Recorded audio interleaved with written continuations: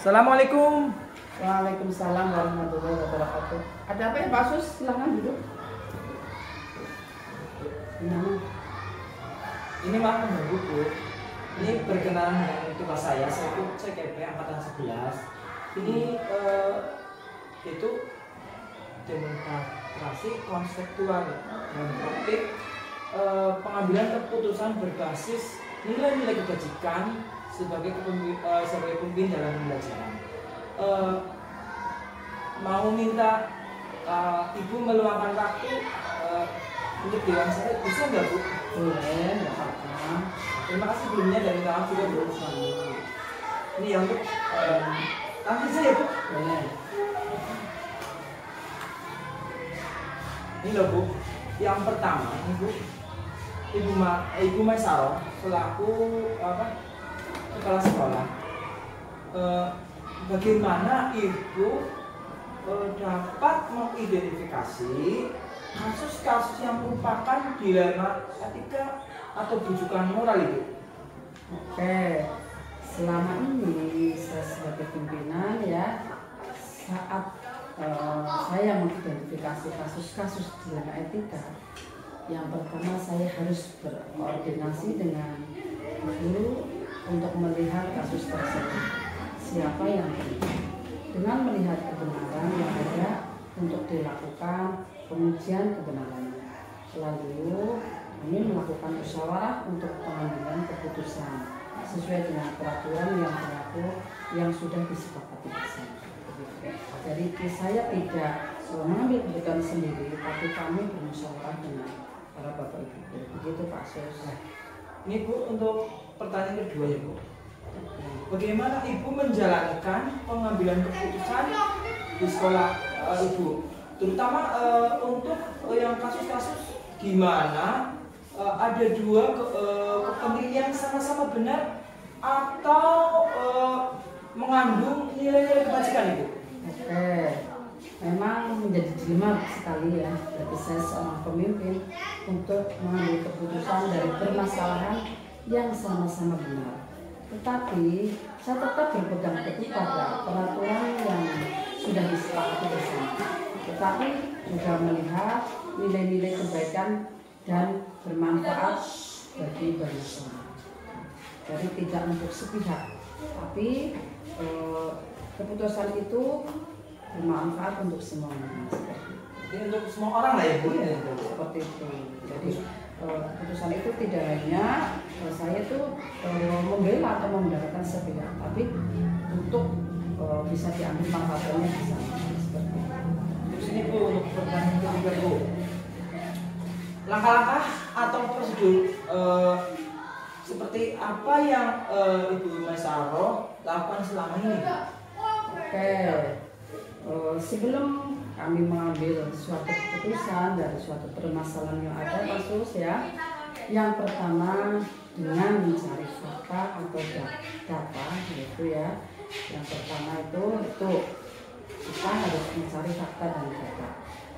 Pemanggilan yang bersangkutan, fakta data untuk yang bersangkutan. Kemudian kami melakukan koordinasi dengan pihak yang terkait.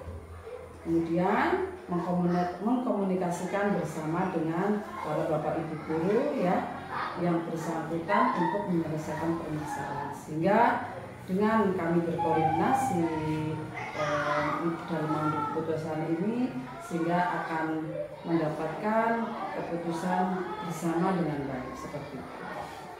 Itu langkah-langkah yang saya ambil seperti itu Pak Sus. Jadi kami tidak memutuskan sendiri, tapi langkah-langkah itu saya koordinasikan bersama teman-teman khususnya Bapak Ibu guru untuk mengambil keputusan bersama. Penjelasannya tertib ya Bu? Iya, harus seperti itu. Jelas ya Bu? Iya, jadi kami tidak memutuskan sendiri waktu saya sebagai pimpinan, tapi jelas kami mengikuti aturan yang ada, melibatkan semua Bapak Ibu guru, kami mengambil keputusan bersama seperti itu. Terus ini Bu, untuk pertanyaan keempat Bu, hal-hal apa saja yang Ibu anggap efektif dalam pengambilan keputusan pada kasus-kasus dilema etika Bu? Oke, menurut saya ya hal-hal yang efektif bahwa keputusan yang saya ambil adalah yang jelas kami melakukan konferensi internal dengan guru yang lain seperti itu, karena di sini kan lingkupnya sekolah ya, jadi apapun permasalahan yang ada kami tetap libatkan pada Bapak Ibu guru seperti itu. Jadi ada kolaborasi ya? Iya, tidak saya putuskan sendiri, tidak. Terus ini Bu, untuk pertanyaan kelima Bu, hal-hal apa saja yang selama ini merupakan tantangan dalam mengambil keputusan tentang kasus-kasus dilema etika Ibu? Ya, tantangan saya dalam mengambil keputusan terkait kebijakan yang berkaitan dengan anak-anak, yaitu tokoh masyarakat, sehingga kedepannya memiliki dampak pada kebijakan sekolah terkait dengan turut campurnya pihak-pihak yang lain seperti itu.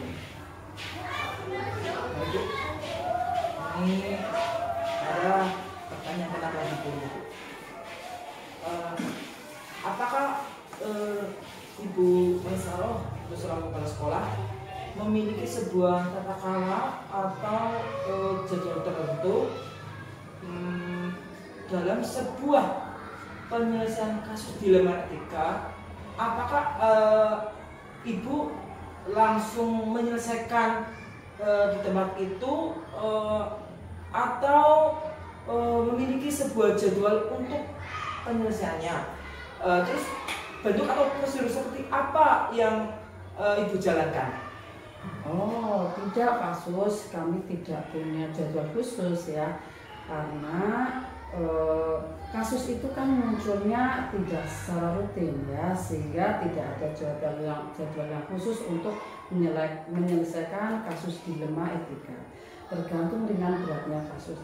Jika kasus itu ringan, maka bisa kami selesaikan secara langsung saat itu juga.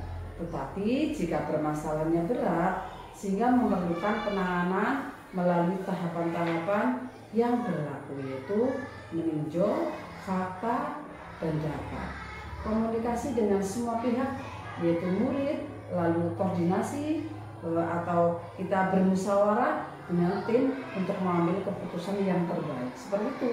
Jadi kami tidak punya jadwal khusus Pak Sus. Karena kasus itu kan datanya tidak secara rutin seperti itu. Jadi melihat situasi dan kondisi ya Bu? Kalau langsung, kalau memang kasusnya langsung bisa saya atasi ya langsung, nggak usah menunggu jadwal jadwal hari lain itu tidak seperti itu. Terus ini Bu, ada pertanyaan yang ketujuh Bu. Terus adakah seseorang atau faktor-faktor apa yang selama ini mempermudah atau membantu Ibu Maisaroh dalam pengambilan keputusan dalam kasus-kasus dilema ini Bu? Ya, oke. Faktor-faktor yang mempermudah saya sebagai kepala sekolah dalam mengambil keputusan adalah yang jelas sekali Pak Sus, itu harus koordinasi yang baik dengan tim, seperti ya Bapak Ibu guru, atau kita melibatkan komite dan juga wali murid serta peraturan yang berlaku atau yang disepakati bersama. Jadi kami tidak bisa mengambil keputusan sendiri, tapi kami punya mitra, yaitu mitra kami adalah komite ya, juga wali murid seperti itu Pak. Jadi ada koordinasi ya sama Ibu. Seperti itu. Jadi nanti tidak terjadi miskomunikasi. Iya. kami libatkan juga mitra-mitra kami. Mitra sekolah kan adalah komite dan kami murid seperti itu. Ini Bu, untuk pertanyaan terakhir Bu, atau yang ke-8 lah sebenarnya.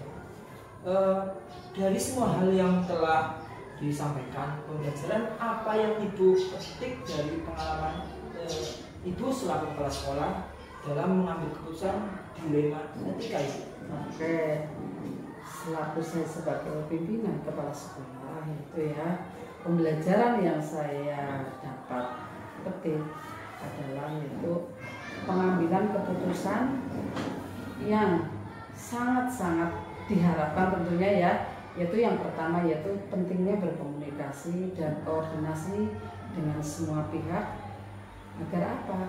Agar pengambilan keputusan yang diharapkan itu bisa sesuai sasaran dan berdampak positif serta berpihak kepada murid, seperti itu. Jadi jangan ada pihak yang disalahkan seperti itu, tapi kami harus bisa mengambil keputusan yang terbaik sehingga berdampak positif untuk semuanya, terutama untuk murid, karena ini kan permasalahannya pada murid. Seperti itu Pak Sus yang bisa kami jawab. Mudah-mudahan apa yang sudah Pak Sus pertanyakan kepada kami selaku kami sebagai yang dituakan di sekolah ya, mudah-mudahan bisa membantu Pak Sus ya untuk terlaksananya atau kesuksesan Pak Sus dalam menyelesaikan CDT seperti itu. Terima kasih Ibu Maisaro atas waktunya yang sudah diluangkan untuk saya. Maaf jika selama dalam wawancara banyak mengganggu aktivitas Ibu, karena dalam waktu yang ini sedang sibuk-sibuknya saya ikut menimbrung lah ya Bu, maaf Bu. Tidak apa-apa Pak Sus, ini sudah menjadi kewajiban kami. Kami hanya bisa berdoa semoga untuk Pak Sus ya sukses selalu, tetap bermanfaat untuk anak-anak. Amin amin Bu. Ya Pak Sus. Assalamualaikum Bu.